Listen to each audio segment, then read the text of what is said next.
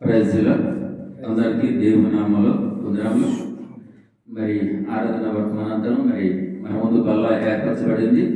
మరి బల్లను కూడా మనం తాకే ముందు యోగ్యమైన రీతిలో మనల్ని మనం పరీక్షించుకునేందుకు కొన్ని విషయాల ద్వారా మనం చర్చిస్తుంటూ బల్లలో చేయవేద్దాం. ముందుగా వాక్యం వెళ్ళే ముందు నా పరిశుద్ధ గ్రంథమైన బైబిల్ చేతపట్టుకొని బైబిల్ వల్లే పాడుకున్నాం. బలి బలే మాట బంగారు మాట బైబిల్ మాట యేసు మాట బలి బలే మాట బంగారు మాట బైబిల్ మాట యేసు మాట నా జీవితాన నీ జీవితాన మరువని మాట యేసు మాట నా జీవితాన నీ జీవితాన మరువని మాట యేసు మాట బలి బలే మాట బంగారు మాట బైబిల్ మాట యేసు మాట.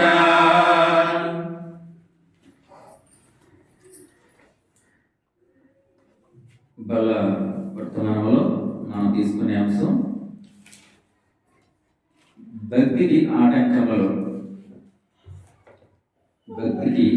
ఆటంకములు కలగకుండా చూసుకొనుట మరియు నూతన సంవత్సరమునకు సిద్ధపడుట లేదా జాగ్రత్త పడుట.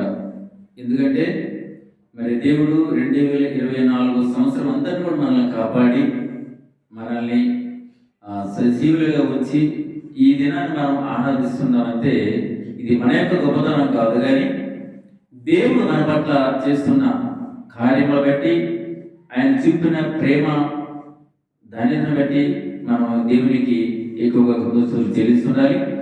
మరి 2024 సంవత్సరాలు మనం కాపాడిన దేవుడు సంవత్సరములు జరుగుతుండగా మన కార్యములను నూతనపరచమని దేవుని వేడుకునేలాగా మరి 2025 సంవత్సరంలో కూడా మరి ఆయన కృపను బట్టి ఆయన యొక్క దయను బట్టి మరి ఆయుష్ను పొడిగించినందుకు దేవునికి మరొకసారి కృతజ్ఞతలు చెల్లించుకుంటూ మరి ఈనాటి వర్తమానంలో భక్తికి ఆటంకములు కలగకుండా చూసుకోవటం మొదటిది. రెండోది ఏమంటే ఈ నూతన సంవత్సరంలో నూతనంగా సిద్ధపడుట లేదా జాగ్రత్త పడుట అనే అంశాల మీద కొన్ని విషయాలు తీసుకొని మనం బల్లో చేయగలుగుతాం. రోమిలికి రాసిన పత్రిక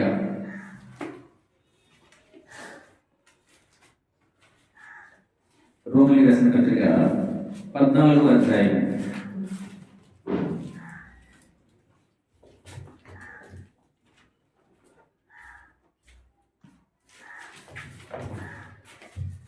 14వ అధ్యాయం 13వ వచనం.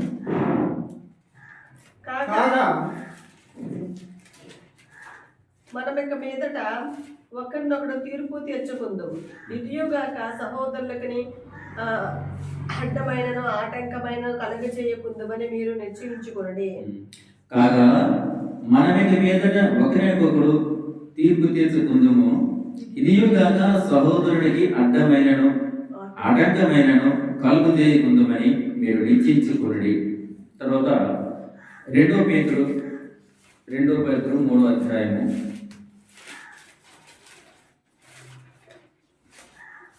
2 పేతురు 3వ అధ్యాయము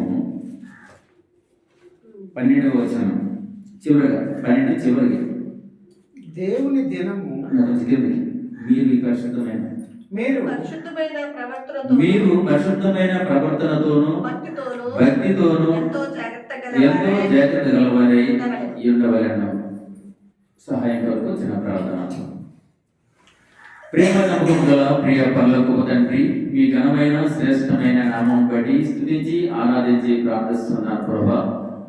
మరి ఆరాధన వర్తమానంలో ఆరాధించట్లు మీరు సహాయపడుతూ వచ్చారు, వందనాలు. అదేవిధంగానైనా మరి మా ముందు తండ్రి మీ శరీరానికి సాదృశ్యమైన బలను పొందించారు ప్రభా. మరి దానిని తాకే ముందు యోగ్యమైన రీతిలో మమ్మల్ని పరీక్షించుకొని ప్రభా సరిచేసినట్లు సహాయపడమని ప్రార్థిస్తున్నాం. నిలబడే దాసం జ్ఞాపకం చేస్తూ ప్రభా తండ్రి మా యొక్క సొంత ఆలోచనలు సొంత మాటలు కాదు, కానీ తండ్రి పరిశుద్ధాత్మతో నడిపింపబడిన వాడమై తండ్రి మాకు అవసరమైన మాటలను యోగ్యమైన రీతిలో మేము దాన్ని అందించేందుకు దాన్ని స్వీకరించేందుకు సహాయపడతారని మా ప్రభు రక్షకుడు మా కొరకు రానయ్యున్న యేసుక్రీస్తు నామములో వేడుకుంటూ ప్రార్థిస్తున్నాను మా తండ్రి ఆమేన్.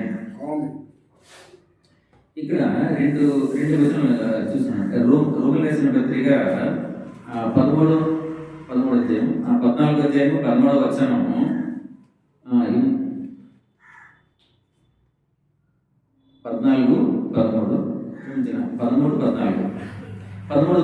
ఏంటంటే 14 కాగా మనమికి మీదనే ఒకరికొకడు తీర్పు తీర్చుకుందాము. ఇది సహోదరుడికి అడ్డమైనను ఆటంకమైనను కలుగు చేయకుందామని మీరు నిశ్చయించుకోండి. అదేవిధంగా 2 పేతురు 3:12 చివరిగా 3:12 మీరు పరిశుద్ధమైన ప్రవర్తనతోనూ భక్తితోనూ ఎంతో జాగ్రత్త గలవారై ఉండవలేను.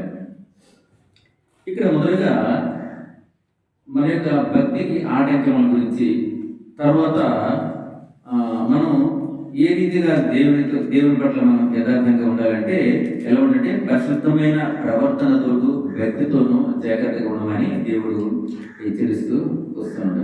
అయితే ముందుగా మనం ఆటంకాల గురించి చూసుకున్నట్లయితే రోమిలకు రాసిన పత్రిక 14వ అధ్యాయం 13వ వచనంలో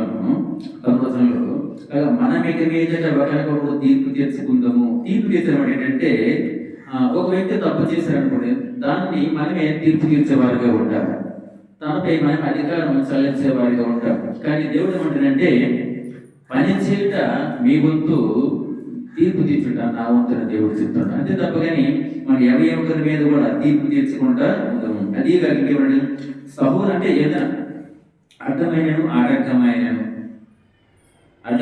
ఆటంకమైన కలుగు చేయకుండామని మీరు నిశ్చయించుకోండి. అంటే ఎవరైనా ఏదైనా ఒక దైవ కార్యక్రమంలో కానీ లేకపోతే దైవ చిత్తానమైన ఉద్దేశంతో ఉన్నప్పుడు మనం వారికి ఆటంకంగా ఉండకూడదు. దేవుడు మాట చెప్తున్నాడంటే సువార్త విషయంలో మీరు వెళ్ళి సర్వలోకానికి వెళ్ళి సర్వ సృష్టికి మీరు సువార్త అందించండి అన్నాడు. ఇంకేమంటే మీరు వెళ్ళలేకపోతే వెళ్ళే వారిని పంపించండి చెప్తున్నాడు. అంటే ఆటంకాలు ఎవరికి ఆటంకాలు మీరు పరచొద్దని దేవుడు చెప్తూ వస్తున్నాడు. కాబట్టి ఇక్కడ మన భక్తి విషయంలో మనకి కొన్ని ఆటంకాలు మనకి కనిపిస్తూ ఉన్నాయి. ఉదాహరణకి మనం చూసుకున్నట్లయితే అంటే మన భక్తి ఎక్కడ ఆగిపోతుంది మనం ఒకసారి చూసుకున్నట్లయితే మొదటిగా చూసుకున్నట్లయితే భార్య భక్తి కలిగిన వ్యక్తి అయి ఉన్నప్పుడు ఆ భార్యకి ఆటంకంగా భర్త ఉండడం కానీ మనం చూస్తూ వస్తున్నాం. అంటే భార్యకి ఆ దేవుని చిత్రంలోనూ ఆ దేవుని యొక్క ప్రణాళికలు ఉండాలని ఎంతో ఆశ ఉన్నప్పుడు ఆ భార్య యొక్క భక్తికి ఆటంకంగా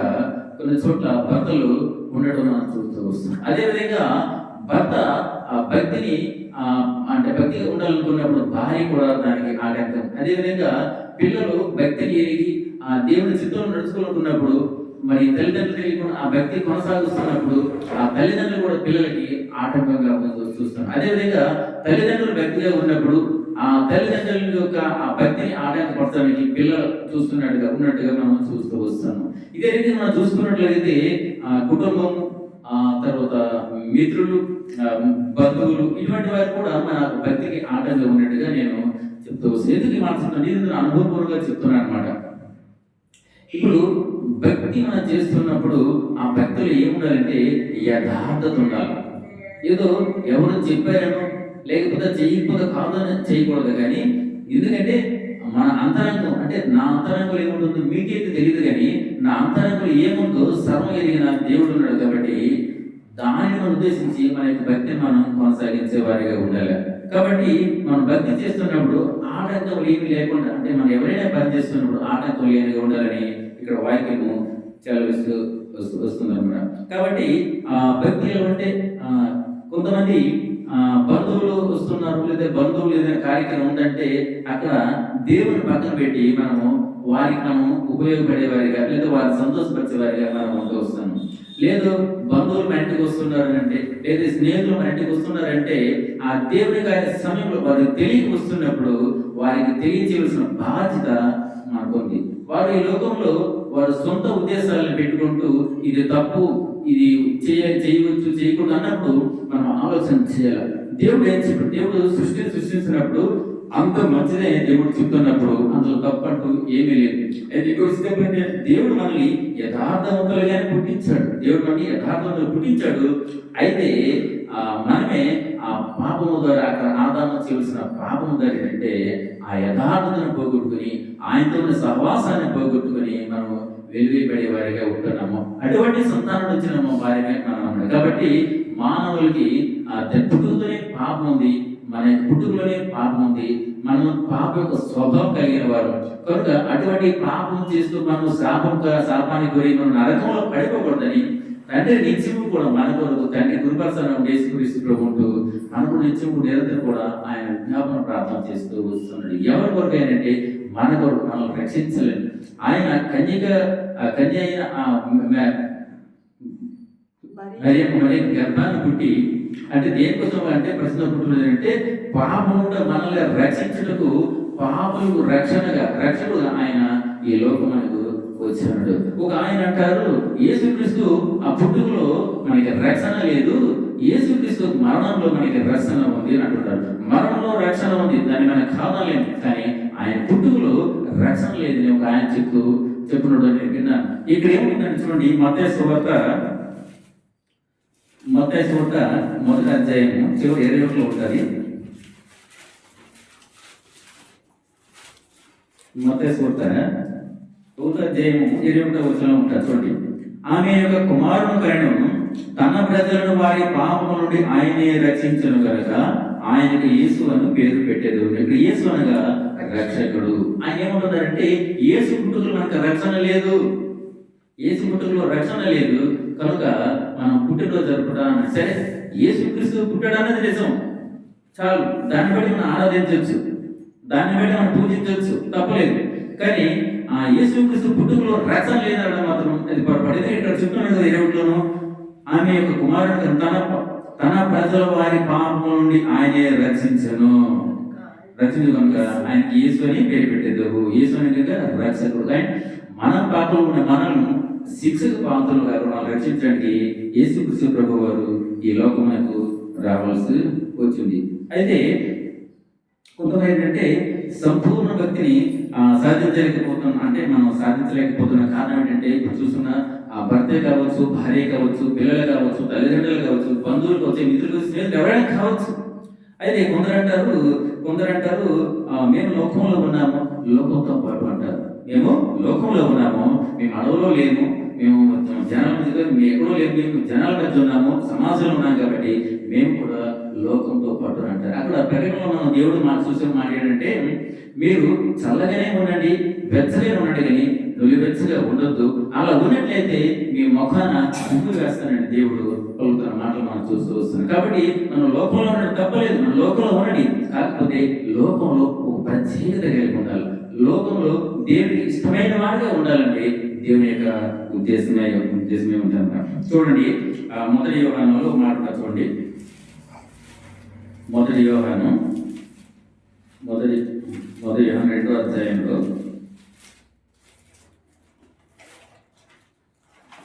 2వ అధ్యాయము 15-16 వచనాలు చూడండి. ఈ లోకమునైనను లోకములో ఉన్న వాటినైనను ప్రేమింపకుడి. ఎవడైనను లోకమును ప్రేమించిన యెడల తండ్రి ప్రేమ వానిలో నుండదు.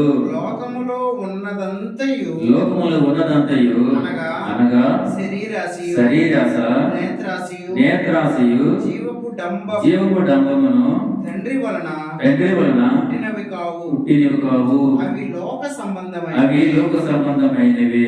చాలు. అంటే మేము లోకంలో ఉంటున్నాము అని అంటే ఒక ఆయన అంటారు మీరు హల్లెలూయా స్తోత్రం అంటాము. అంటే అక్కడ సందర్భాన్ని బట్టి మనం తప్పు చేసిన పర్వాలేదు, అంటే మనం ఇది అబద్ధం చెప్పొచ్చు అన్నట్టు ఒక ఆయన, అది తప్పు, అది తెలియకుంటున్నారు. కానీ ఏమిటంటే మనం లోకంలో ఉంటాము, కాకపోతే దేవుని వరకు మనం ప్రత్యేకంగా వెలిగింపబడి, ఎందుకంటే ఆయన వెలుగైన ప్రకారం మనం కూడా అనేకుల్ని మనము వెలిగించే వారిగా, అనేకులకి ప్రతినిధి మనము వెలుగుగా ఉండాలని దేవుడు ఆశపడుతూ వస్తున్నాడు. అందుకే అంటారండి లోకంలోనైనా లోకం ఉన్నవాడునైనా మీరు ప్రేమించకండి. అసలు లోకం ఎందుకు ప్రేమించుతున్న దాంట్లో ఏమున్నది అంటే కింద చూడండి పదాలు ఏమంటే అందులో ఉన్నవి ఏమిటంటే అనగా శరీరాస, నేత్రాస, జీవపడంబము, ఇవన్నీ శరీరాస అంటే శరీరానికి కావాల్సినవి.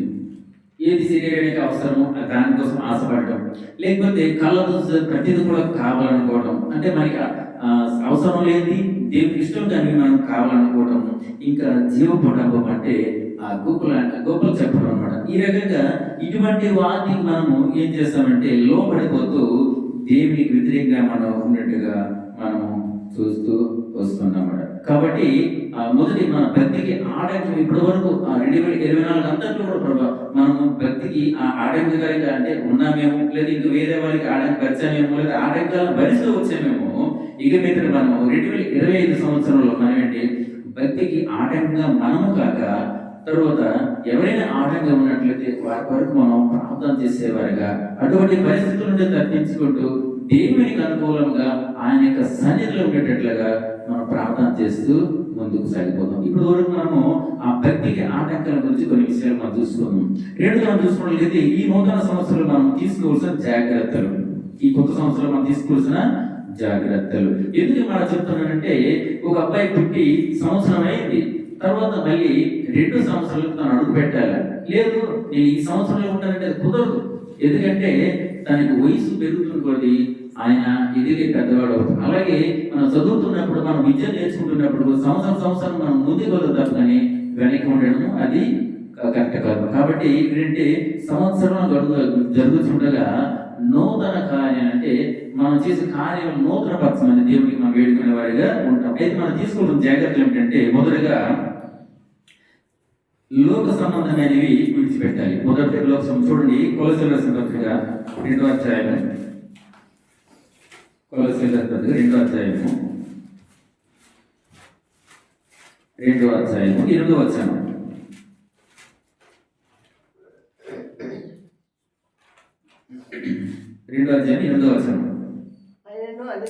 ఆయనను అనుసరింపగా మనుషుల పారంపర్యాచారమును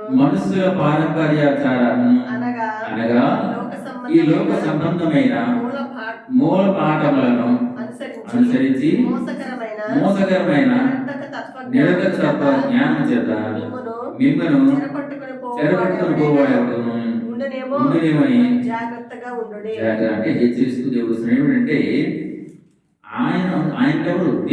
దేవుని మీరు వెంబడించకుండా మనుషుల పారంపర్య ఆచారం అంటే మనుషులు కల్పించిన పద్ధతులను, మనుషులు చెప్తున్న మాటలని, లేదా మనుషులు సంతోష పెట్టడకు, లేదా మనుషులు మెప్పు కొరకు మనం చేసినట్లయితే అది దేవునికి విరుద్ధం అని చెప్తున్నాయి. ఏమంటే అనగా ఈ లోక సంబంధమైనవి కింద చూస్తుంటే 2 చూసినట్లయితే భూతముగా ఉందన్నమాట.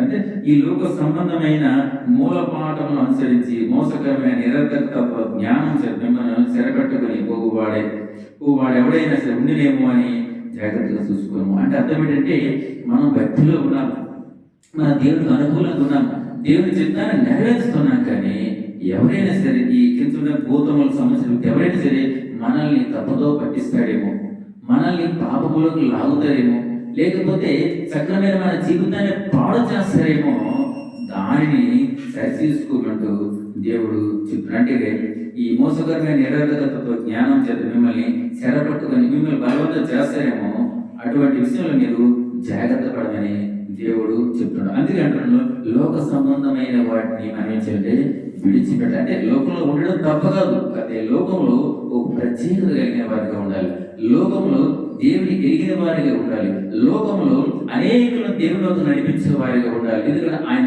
వెలుగైన ప్రకారము మనం కూడా వెలుగై ఉండాలి. మనము గతవారం చూస్తున్నామంటే వెలుగు అంటే నక్షత్రం చూస్తున్నాం, మనం కూడా ఒక నక్షత్రంగా ఉండాలని, అనేకుల్ని ఆ యొక్క నక్షత్రం నడిపించాలని మనం చెప్తూ వచ్చాము. కాబట్టి మనము మొదటి ఏంటంటే లోక సంబంధమైన వాటి విషయంలో మనము విడిచిపెడుతూ ఉండాలి. అయితే ఆచారరీతిగా మనం జరుపుకున్న క్రిస్మస్ వేడుకల్లో దేవునికి మహిమ ఉందో లేదో కానీ క్రైస్తవ నాయకులుగా మరి క్రైస్తవ విశ్వాసులుగా వారికి లోకంలో ఎంతో పేరు తెస్తున్నట్టుగా లోకం అనుకుంటూ వస్తుంది అనమాట. ఎవరైనా కొందరితో మీరు ఏ చర్చి వెళ్తున్నారయ్యా అంటే మీరు పలానా చర్చి వాళ్ళే మనం శబ్దంలో అనేసి అంటే పెద్ద చర్చి పేరు వాళ్ళు చెప్తారనమాట. ఇది లోకరీతమైన మాట అనమాట. కాబట్టి ఇక్కడ ఏమిటంటే మనం ఈ లోకరీతిగా జరుపుకున్న ఈ క్రిస్మస్ విషయంలోను అంటే నాయకులుగా మన పేరు నాయకులుగా లేకపోతే క్రైస్తవ విశ్వాసాలు ఉన్నవారు అంటే వారికి మంచి పేరు మాత్రం కూర్చుంటది అని వారు అనుకుంటున్నారు. కానీ ఇక్కడ మత్తయి సువార్త 7:21 నుంచి ఏమంటున్నారంటే ఒకసారి మత్తయి సువార్త 7వ అధ్యాయము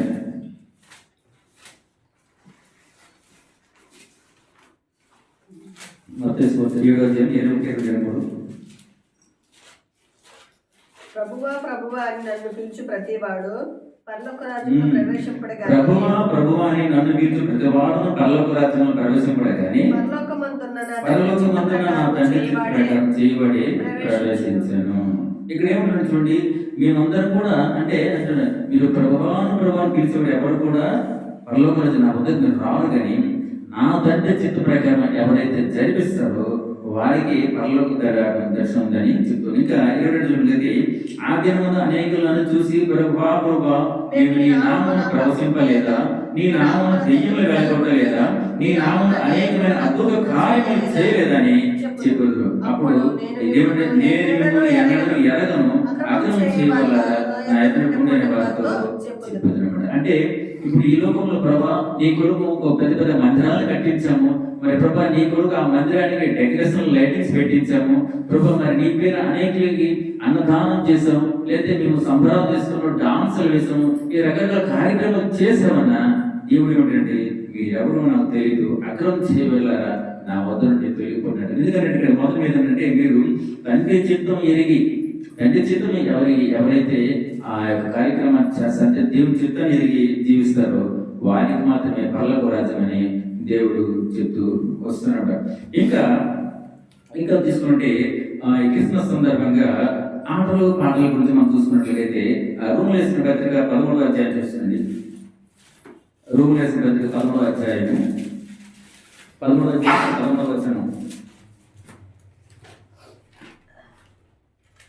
13 అల్లరితో కూడిన ఆటపాటలైనను మత్తైనను లేకయు కామ విలాసములైనను పోకిరి శాస్త్రాలైన లేకయు కలహమైనను మత్సరమైన లేకయు పగట యందు నడుచుకున్నట్టు మర్యాదగా నడుచుకుంటాము. దేవుడు మనం ఎలా నడుచుకుంటానంటే అల్లరితో కూడిన ఆటపాటలు లేదా మత్తు కానీ లేకపోతే కామ విలాసమైనవి పోకిరి ఇవన్నీ కూడా లేకుండా మీరు జాగ్రత్త పడమని చెప్పేసి దేవుడు చెప్తూ వస్తున్నాడు. ఈ మాట ఎందుకు నేను చెప్తున్నానంటే దేవుడు అల్లరికి కర్త కాడు, దేవుడు అల్లరికి కర్త కాడు.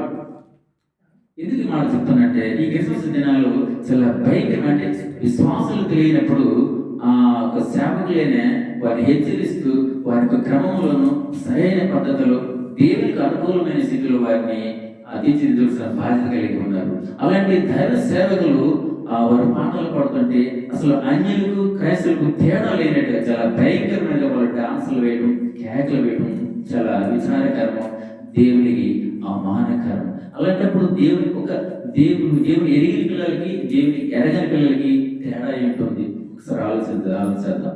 ఆయన ఏమంటారంటే ఈ కొత్త సంవత్సరంలో మీరు ఎలా ఉండాలంటే కొత్తగా ఉండాలంటే అంటే ఈ లోకంలో ఉన్న వాటిని అంటే లోక సంబంధమైన వాటిని విడిచిపెట్టండి.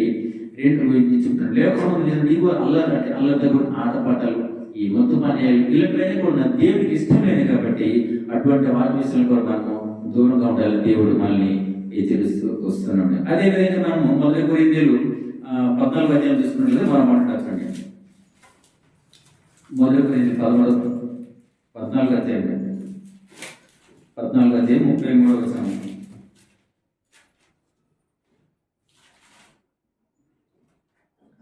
అలాగే పరిశుద్ధుల సంఘములన్నిటిలో దేవుడు సమాధానం కర్తే గాని అల్లరికి కర్త కాడు. అంటే ఇది దేవుడు చెప్తున్న మాటలు కాదు. దేవుడు అంటే సమాధానానికి కారణమైన తప్ప కానీ ఇక అల్లరి చేయమని ఆటలు అంటే పాటలు అంటే డ్యాన్స్ లాంటి వేయమని దేవుడు ఇప్పుడు కూడా అలా చేయడం లేదంటే దేవునికి అవమానం. కాబట్టి ఆ మనసులను సంతోష పెట్టాడు లేదా అల్లరితో ఆటపాటలు దేవునితో తగున.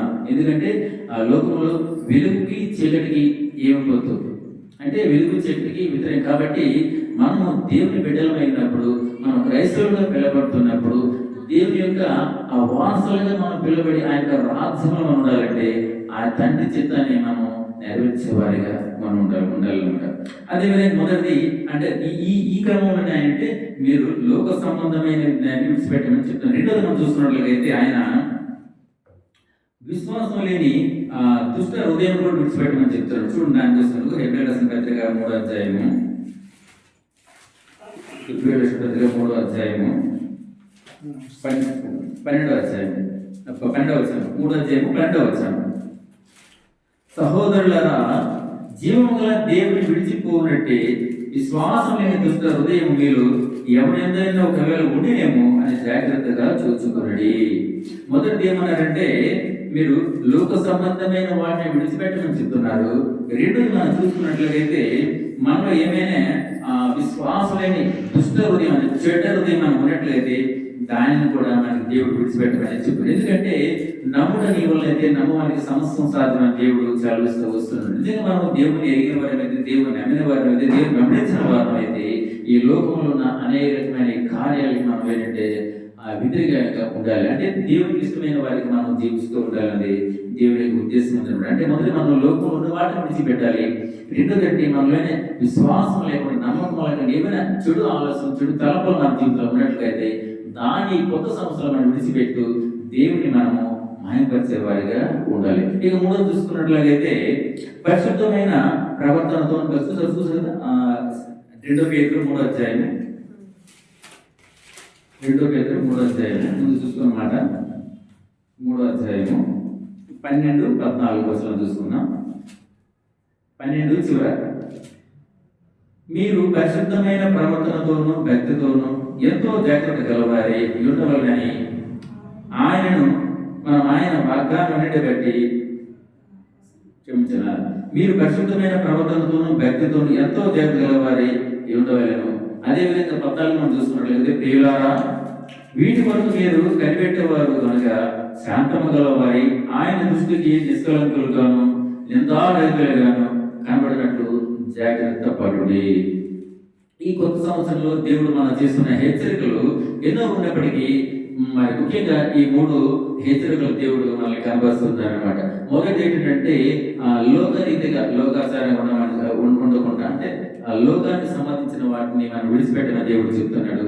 రెండోది నువ్వు నమ్మకం లేకుండా చెడ్డ హృదయం కలిగి ఉండేమో దాన్ని కూడా విడిచిపెట్టమని చెప్తున్నాడు. మూడోది ఏంటంటే పరిశుద్ధమైన ప్రవర్తన ఎలా మనం ఉండాలంటే పరిశుద్ధమైన ప్రవర్తనతోనూ భక్తితోనూ ఎంతో జాగ్రత్త గలవారి ఉండాలట. ఇంకేమంటే వీటి కొరకు మీరు కనిపెట్టేవారు ఉంటే శాంతము గలవారై ఉండాలి. మనకి సమస్యలు వస్తాయి, బాధలు వస్తాయి, ఇబ్బందులు వస్తాయి, అవమానాలు ఎదురైనప్పటికీ ఇక్కడ ఏమవుతుందంటే శాంతం గలవారై ఉండాలి, సాత్వికంగా ఉండాలి. ఎందుకంటే ఆయన దృష్టికి నిష్కలంకులను ఎటువంటి కలంకము ఎటువంటి పాపం లేని వారిగా ఎటువంటి నింద లేని వారిగా మనం ఉండాలి. ఇంకా ఏమిటంటే నిందారహితులుగా నింద లేని వారిగా ఉండాలి. అంటే ఎవరైనా మనల్ని చూపించి మన వైపు చూపించి ఆయనకు తప్పుడు మాట చెప్పడానికి అవకాశం లేని వారిగా కూడా మనం ఉండాలి.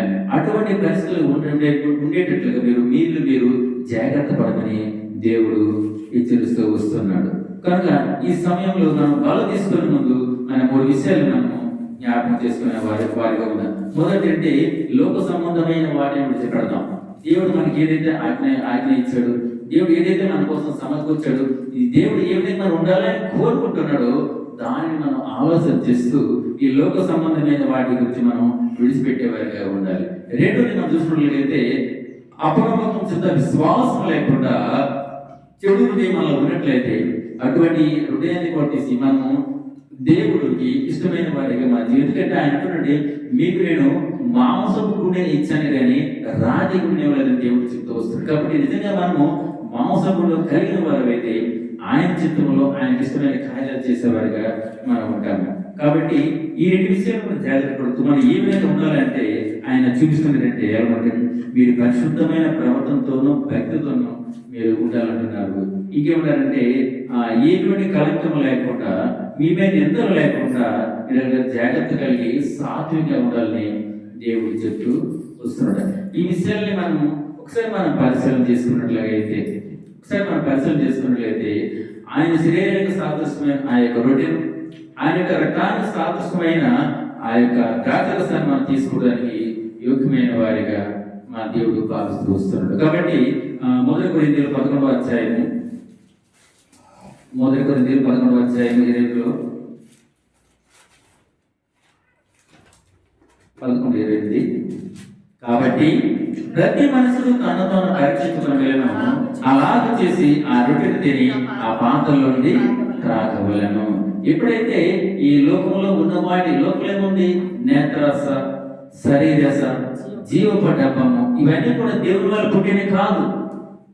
కాబట్టి అటువంటి వాటి విషయంలో మనం దూరంగా ఉంటూ, అంటే లోకానికి అంటే మనం లోకంలో ఉంటూ, లోకంలో ప్రత్యేకతగా ఉంటూ, ఇంకా మనం ఏదైనా చెడు ఆలోచనలతో లేదా దేవుడికి ఇష్టమైన ఏమైనా కార్యాలు మనం ఉన్నట్లయితే దాని నుండి కూడా మనం జాగ్రత్త పడేవారిగా ఉండాలి. ఎలా ఉండాలి అంటే ఆయన చివరి చెప్పారు కదా, మనం ఎలా ఉండాలి, మనం పరిశుద్ధంగా ఉండాలి, సాత్వికంగా ఉండాలి, మరి నిందలు లేని వారిగా ఉండాలి, మరి ఇటువంటి పాపము లేని వారిగా జీవించాలని దేవుడు ఆశపడుతూ వస్తున్నాడు. అందుకే అంటున్నాడు, కాబట్టి ప్రతి మనిషి మనం పరీక్షించుకోవాలి. ప్రభా ఈ 2024 అంతట్లో ప్రభా మరి మీకు ఇష్టమైన వారిని నేను జీవించుంటానేమో ప్రభా, నన్ను మన్నించండి. ఇక మీద ఈ 2025లో అడుగు పెడుతుండగా ప్రభా మరి మీ యొక్క ఆజ్ఞలు మేము ప్రేమిస్తూ ప్రభా మరి మా యొక్క జీవితంలో సంవత్సరంలో గడుచుండగా మా యొక్క కార్యములు మీరు నూతనంగా దాన్ని మీరు బలపరచమని అని మనం దేవుని అడుగుకుంటూ ఏం చేయాలంటే మనమందరి వల్ల మనము చేయవలసిన వారిగా ఉన్నాం. కనుక